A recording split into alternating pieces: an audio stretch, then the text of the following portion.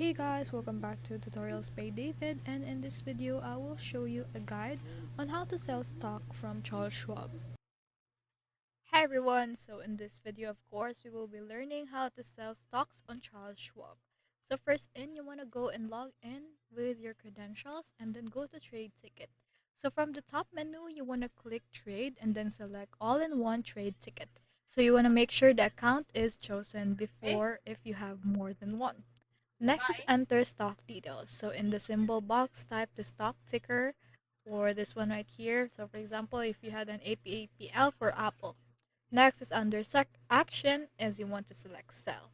So choose order type. So here are the order type that suggest you to have, but the beginners usually use the market order for quick selling. So I suggest you to choose the market order.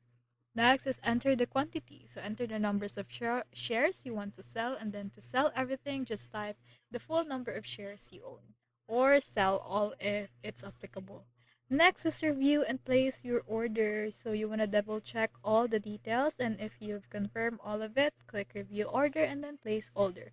So confirm execution, you just want to go to orders, then order status to check if your sale was executed.